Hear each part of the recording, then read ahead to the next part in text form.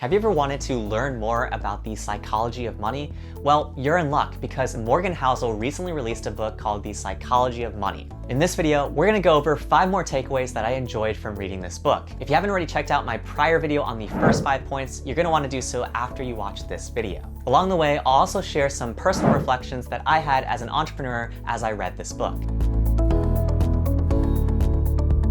I'm Will, and if you're new here, I hope you'll consider subscribing and hitting that notification bell. By doing so, you'll get new videos every single week related to sales, digital marketing, and entrepreneurship.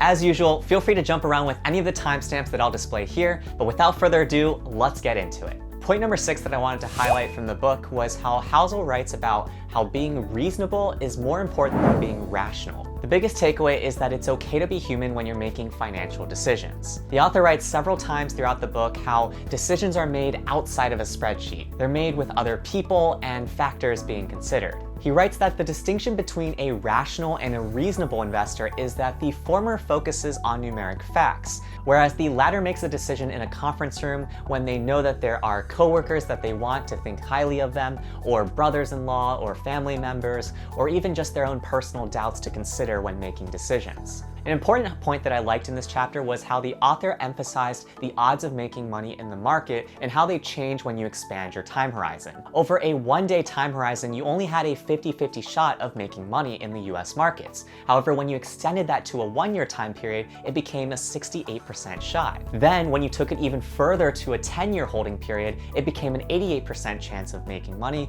And then over a 20-year time period, it was a 100% chance of you making money on your money. This really affirms the old adage that it's about time in the market over timing the market. And I find the same thing applies from an entrepreneurial sense in that a lot of times entrepreneurs don't give themselves a long enough time horizon in order to see success in their different projects and initiatives. Housel also talks about how it's really important that you invest in things that you care about. To illustrate this point, he brings up the example of Jack Bogle. In case you don't know, Jack Bogle is the founder of Vanguard, which is very well known for having a lot of low-cost index funds. Yet, despite being the founder of Vanguard, Bogle invested in his son's hedge fund. When asked why, Bogle said, "We do some things for family reasons. If that's not consistent, well, life isn't consistent." I really like this point as well as this chapter because it really aligns well with what Ramit Sethi writes about in his book, I Will Teach You to Be Rich. There, he essentially emphasizes that life is meant to be lived outside of a spreadsheet, and so it's really important for you to not just think about things from a purely numbers sense, but also to factor all the other factors in your life that might impact you when you're making financial decisions. The 7th point that I really wanted to highlight from The Psychology of Money was the point on how the world is surprising. Housel writes about how we typically miss the outlier effects that actually move the needle most in the world. He cites examples such as the dot-com boost and 9/11, and I'm sure in a later edition of this book he will include the global situation going on right now. He also references how massive projects and initiatives such as the Manhattan Project, or the creation of antibiotics, or even the fall of the Soviet Union had an impact that was magnitudes greater than other events that happened during those times in history. The lesson that he writes about here is that we can't use past surprises as guides for future boundaries. But instead, we should just admit that we have no idea what's going to come next. Housel also talks about how history is a misleading guide for the future of the economy and the stock market. And the reason why is because it doesn't account for the structural changes that are relevant to the modern world. He talks about how the 401k is only a few decades old and the Roth IRA is even younger than that, or the fact that the venture capital industry hardly existed 3 decades ago. He also mentions how tech stocks hardly existed 50 years ago, and yet today they account for at least 1/5 of the S&P 500 index. Taking a step back and viewing this from the lens of entrepreneurship and innovation, I think this insight is spot on. The world truly is surprising. For example, who honestly would have thought that a decade ago we'd have so many different ride-sharing apps and different gig economies that are so robust today? Now you can literally call a cab whenever you need it through Uber or Lyft, or you can rent out a room or an entire person's home through Airbnb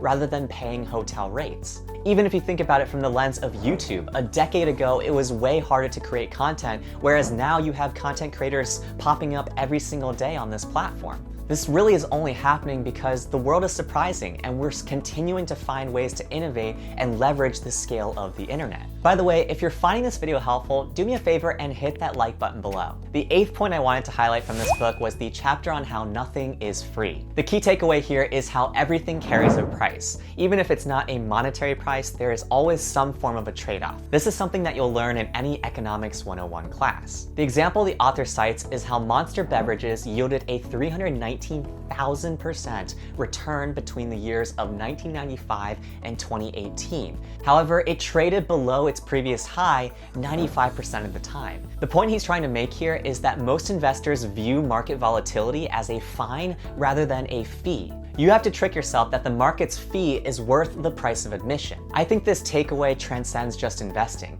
Ultimately, nothing is free in life. There's a famous law of 100 which essentially says that in order for you to get really good at something, you have to get through the first 100 attempts at doing that in order to get through all of your bad takes.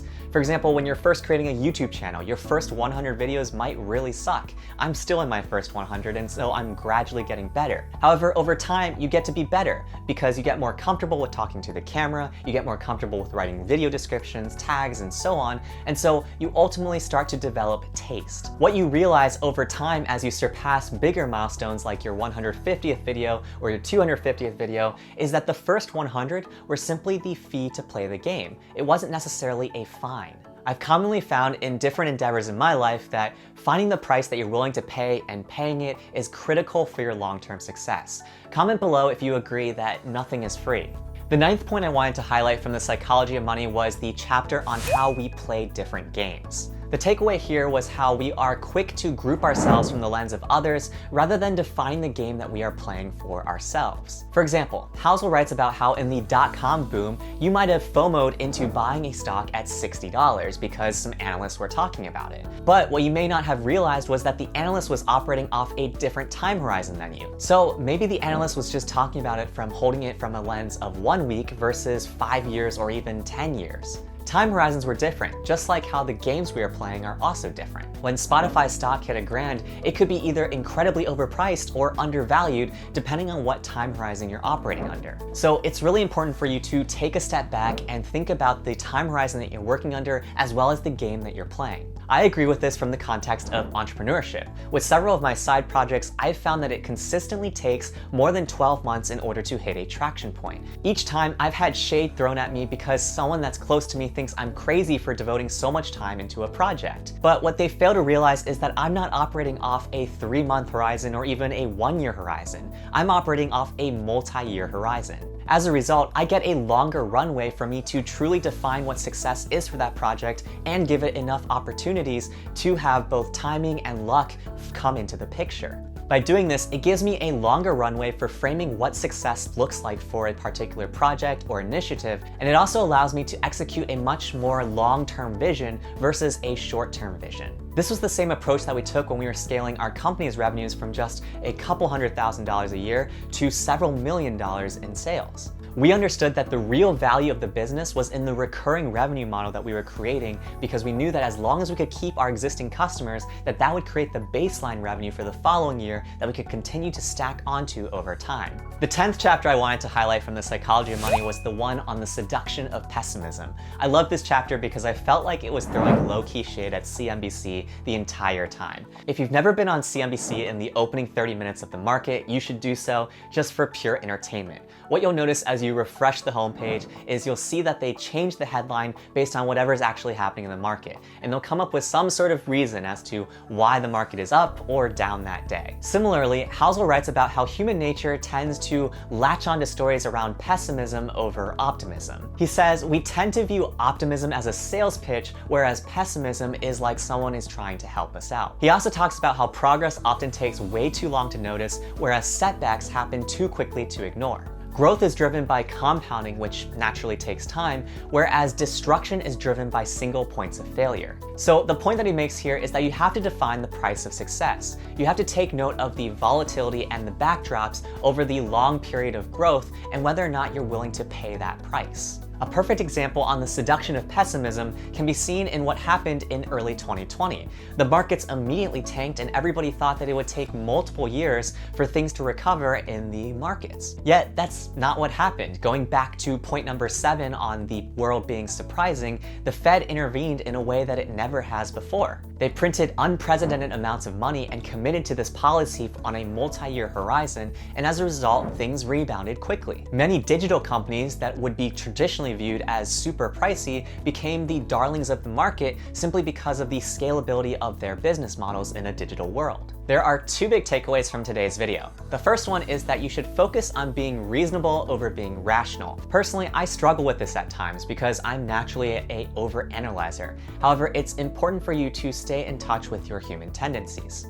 The second big takeaway is to know what game you're playing. You have to stop comparing yourself to other people and just focus on where you're at today. What are you good at? What would you like to get better at? What are you not good at? Just because another person is further ahead in the game than you doesn't mean that you can't get started and start getting better. If you found some of these takeaways thought-provoking, do me a favor and hit that like button below. And also feel free to pick up a copy of this book using the link in the video description below. Now it's your turn. Tell me in the comments below what was your favorite takeaway from the 10 points that I summarized in this video as well as my prior video. Feel free to share this video with anybody that you think might also benefit from learning more about our psychology around money, and consider subscribing and hitting that notification bell if you haven't already for new content like this every single week. I'll teach you something new in sales, digital marketing, and entrepreneurship that will help take you from zero to self-starter.